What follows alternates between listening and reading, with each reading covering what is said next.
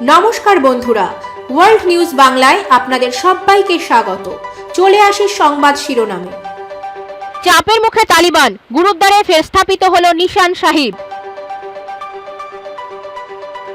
বেজিংকে চাপে রাখার কৌশল, সীমান্তে ভারতীয় সেনা পেল ঘাতক মার্কিন হাতিয়ার। সহযোগিতার হাত বাংলাদেশের দিকে, অক্সিজেনের পর অ্যাম্বুলেন্স পাঠালো ভারত। তালিবান হাত বাড়াতে পারে পড়শি দেশগুলোতে, তৈরি হচ্ছে নতুন আতঙ্ক। করোনা বিধি ভাঙলেন বরিস, ক্ষুব্ধ ব্রিটেনবাসী। চলে আসি বিস্তারিত খবরে।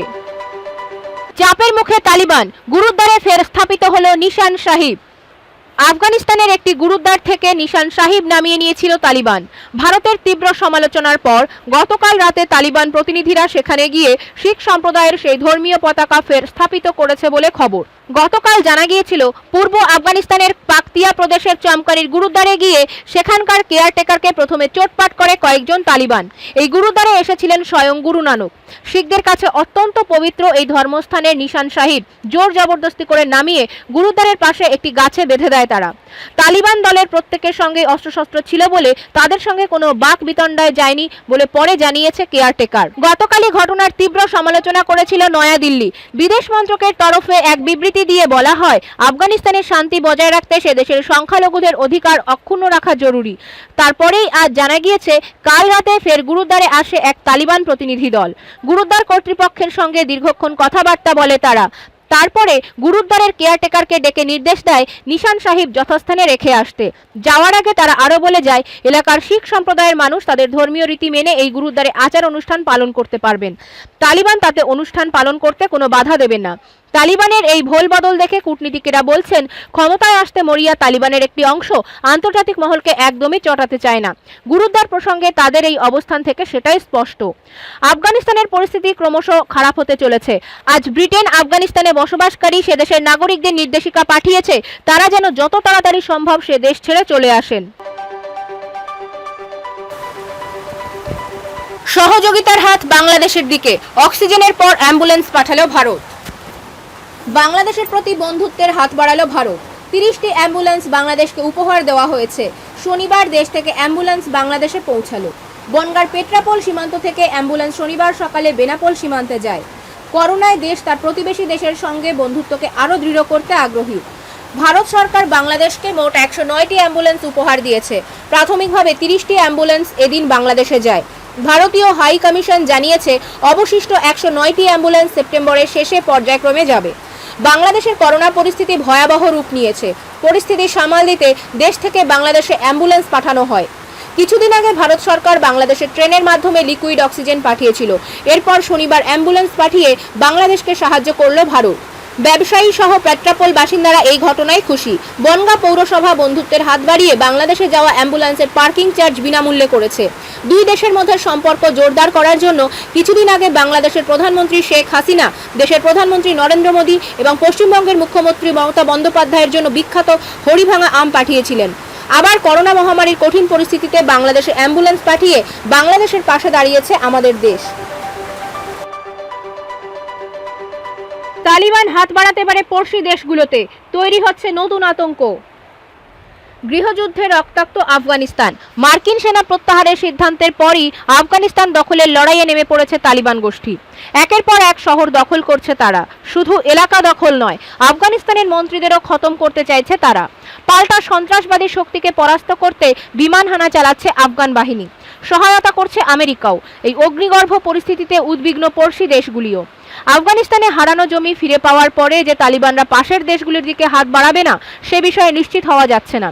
সত্যি কি মধ্য এশিয়ার অন্য দেশগুলিও দখল নেওয়ার ছক কষেছে তালিবান? ইতিমধ্যে জঙ্গি গোষ্ঠীর তরফে দাবি করা হয়েছে, তেমন কোনো অভিপ্রায় নেই তাদের। তবু পরিস্থিতি দেখে খুব একটা ভরসা পাচ্ছে না প্রতিবেশীরা।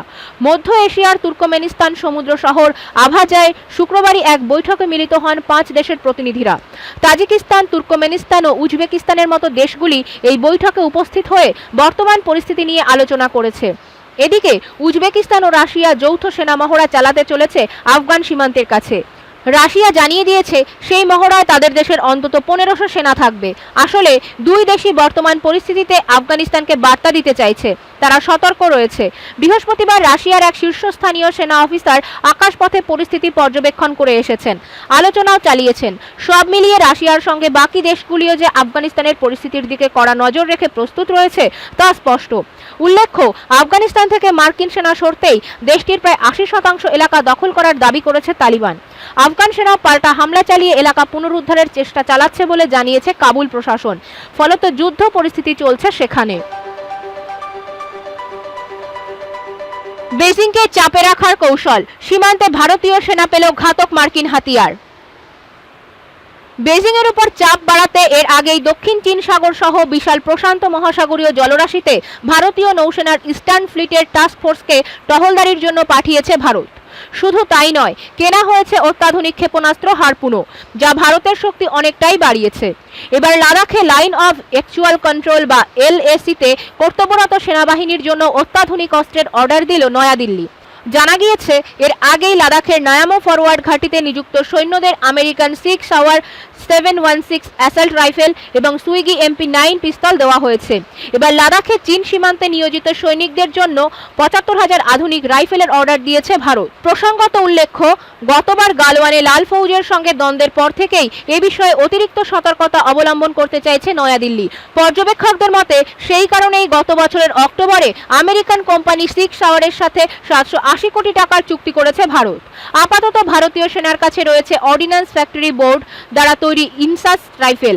তার বদলে এবার সেনাদের হাতে তুলে দেওয়া হবে এই অত্যাধুনিক রাইফেলগুলি। 7.62x51 ক্যালিবারের এই আধুনিক রাইফেলগুলির সবচেয়ে গুরুত্বপূর্ণ দিক হলো এই আগ্নেয়াস্ত্র দিয়ে 500 মিটার দূর থেকেও শত্রুর উপর আঘাত হানা সম্ভব। এছাড়াও ভারতীয় সেনাদের দেওয়া হবে AK-203 রাইফেলও, যা আমেঠির অস্ত্র কারখানায় ভারত এবং রাশিয়া যৌথভাবে নির্মাণ করেছে। ভারতীয় সেনাদের হাতে এই অত্যাধুনিক অস্ত্র এলে তাদের ক্ষমতা যে অনেকটাই বাড়বে তা বলাই বাহুল্য।